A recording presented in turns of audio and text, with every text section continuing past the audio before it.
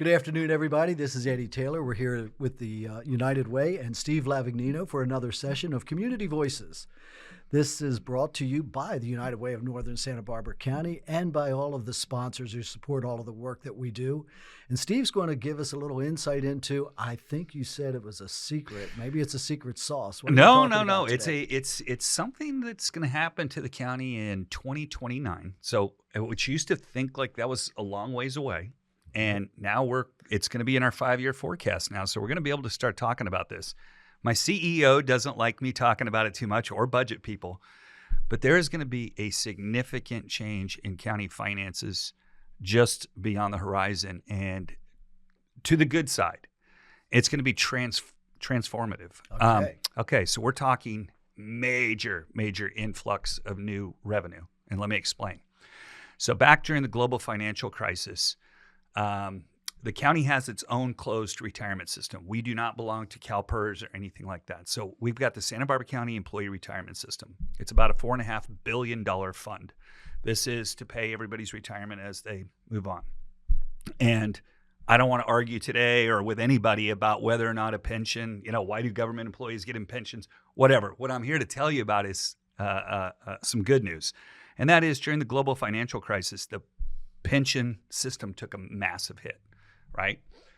And so the county had to backfill that. What most counties did was basically put it on a credit card where you just refinance it every couple of years. Santa Barbara County for once did the grown-up thing to do and said, let's just take these losses, bundle them, put them in some type of a mortgage, and we'll pay it off over a 16, 17-year period.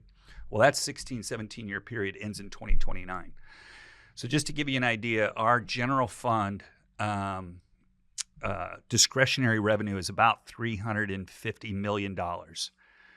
This chunk of revenue that would be coming to us is somewhere between 100 and 120 million extra dollars. So we're talking a third of the size of the discretionary revenue budget. So when we talk about cannabis revenue, we're talking about $4 or $5 million a year. We're talking sales tax. We're talking $18, $19 million a year.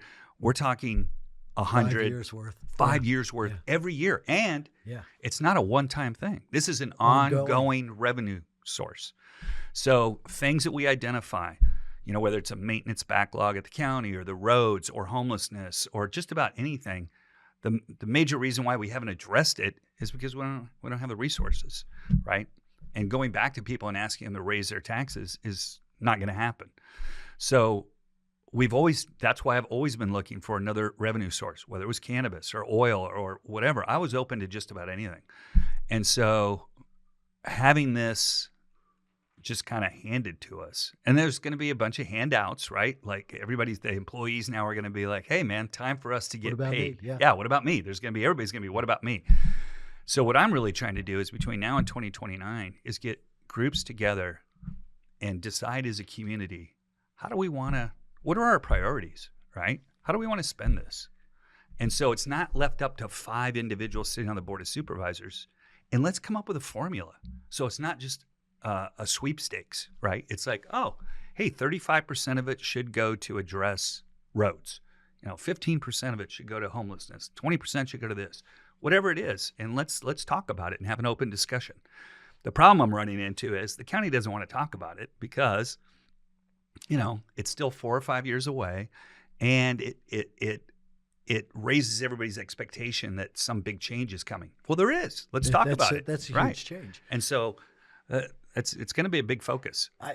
The number itself is a little bit mind-boggling because when you talk about that number, it is. You're talking about 5 years of an entire budget. And so I figured out it's like building 90 Oprah. Okay, Oprah is one of the biggest property taxpayers in the county. It's like 90 of her homes every year. That's what it would generate. Yeah. It's something like 25 Baccaras, okay, which we're never going to build, but that's the kind of revenue that would be coming in. Major impact. Impact. Two things. First, you said what you're working toward for 2029. So I'm taking it we can count on you to continue to run and fill the office. No, I will not be there. I will be there at public comment saying, "You're welcome that we made the hard decisions back in the day." Fair enough. Yeah, no. You should still have a voice. I'll be one of the people at the the meeting with my hand up. Hey, I think this is the way we should spend it. I'm probably still going to be here in 2020. I'm hoping I'm still here. Looking at the calendar, going, you're not getting any younger, dude. But the other thing that you made me think of, Steve, is something that I've always said. Deb and I've always talked about is investing our money wisely, right? I go back to my younger years, and I had a really smart broker who was advising me how to make some money, and I made some money, and I actually was ready to retire at the age of 49.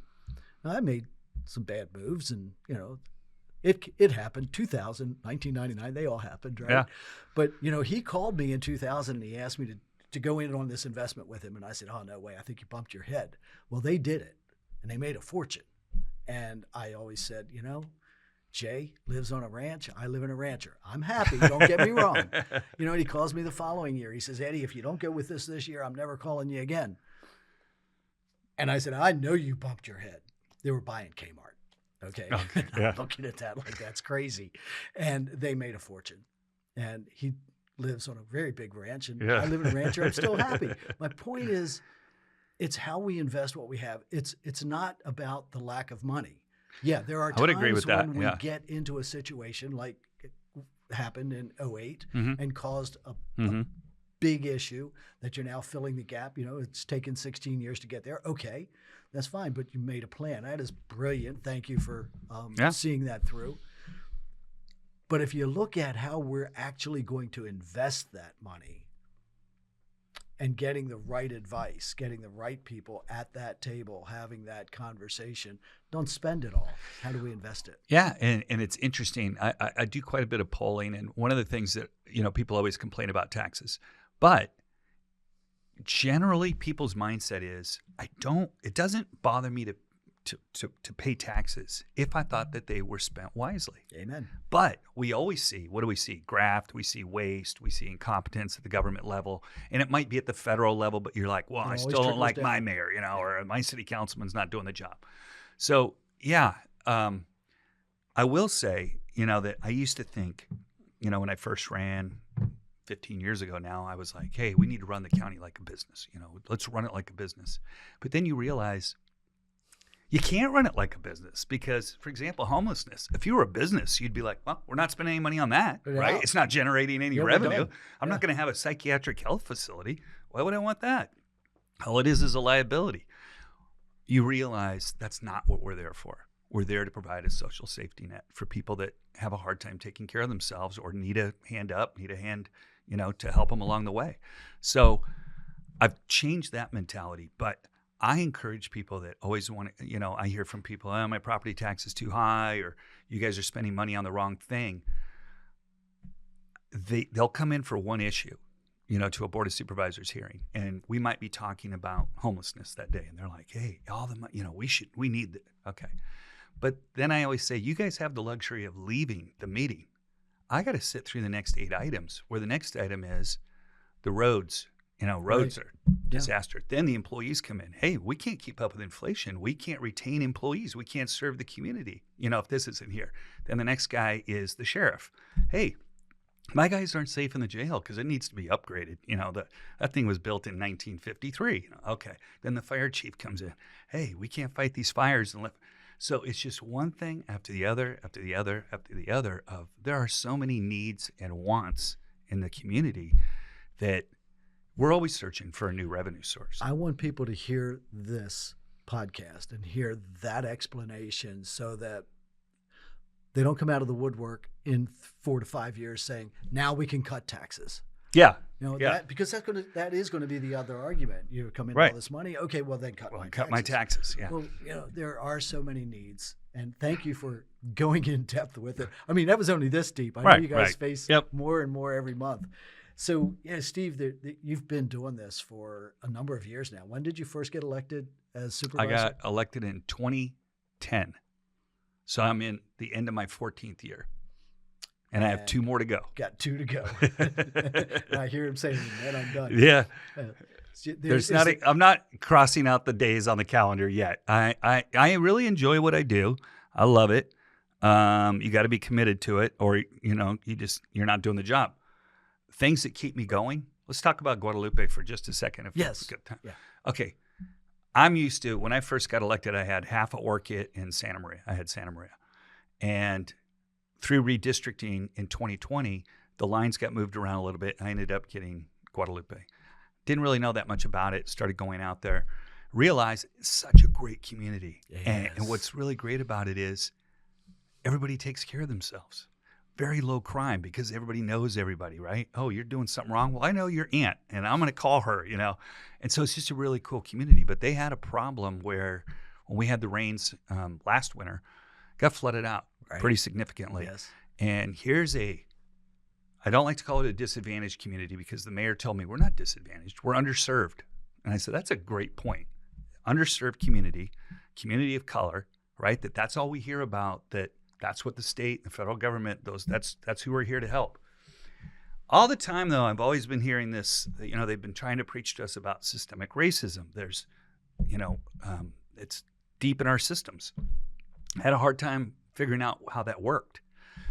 But when those floods came, I realized I looked around the state and Santa Barbara's getting help, Montecito's getting taken care of, Goleta's getting taken care of. The Bay Area is getting taken care of. But when I went to the state and we're like, hey, man, Guadalupe's wastewater treatment plants, if it rains again, that thing's going to get wiped out. Well, let us know when it starts raining. We'll probably come down and see what we can do, move some dirt around. I'm like, that's not a solution. That's not a solution, man. I mean, they said, well, it's not an emergency right now. It's not an emergency. It's one that's going to happen. It's the day it starts raining, it's going to be a big emergency. So I was able to go to my board. And so when I talk about the systemic racism, I'm not saying that anybody on the board was racist or the state's racist, but how come that community of color, that underserved community, that was the one that somehow got left out? There's a long-term system in place. Right. It's just like, okay, this is what they're talking about. Yeah. We're not going to get taken care of.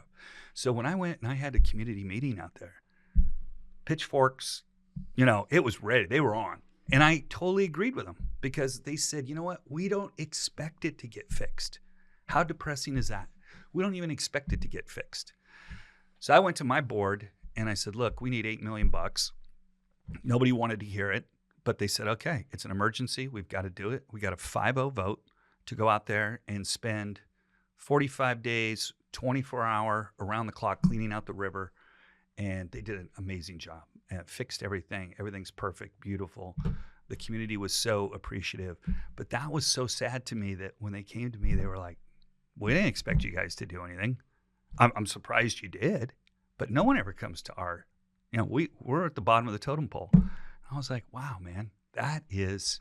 But it's such a great community. And it's one of our pearls. It is. County, it is. Frankly, I mean, and the one avenue they have is the Guadalupe Dunes. Yeah. And the road out there was wiped out during the flood. So they can't go there. There's so many people that have moved out there now that access to the beach. They're coming from the Bay Area. They're coming from LA. Yeah. Access to the beach. There's no access, right? And so those type of things that when my board voted 5-0 to approve that, it didn't help them. It didn't help their district. Right. Wasn't anything about politics or helping them get another vote. That's what keeps me like, okay, I like doing this job. This is fine. It's a fun job. It's a great job. Here at United Way, I've always, and we'll close on these thoughts, is this is what I get to do. Mm-hmm. Right. I've always said that. I'm one of the luckiest 1,000 people in the country because there's 1,000 locals, and I'm one of those that's been chosen to lead the organization. And I think what I'm hearing from you, Steve, is that this is what you get to do. Absolutely. This is not something. This isn't drudgery. This isn't painful to go to work. Yeah, there's some pain involved. I'm running a business, for heaven's sake. Of course, there's some pain. Well, go out to a community meeting in Guadalupe where you tell them that river's not getting fixed. Yeah, I said, job's not all high fives and ribbon cuttings, right? Yeah. Sometimes you got to get your butt handed to you, and I deserved it. I mean, I didn't personally, but the system deserved it. And I was like, okay, you're right. And it's what we get to do, man. Exactly. Absolutely. Right? Love it. So we're going to wrap up this session of Community Voices with another big thank you to Steve Lavagnino, 5th District Supervisor here in Santa Barbara County, and Jacob Martin, our technical advisor, who didn't do such a great job this time of keeping us on time, but it was interesting. What are you going to do with us? It was a good dialogue, right? Thank you for sharing Absolutely. so much deep knowledge with us, Steve. We really appreciate you coming in. This is Eddie Taylor signing off, Community Voices, United Way, Northern Santa Barbara County. Thank you, everyone.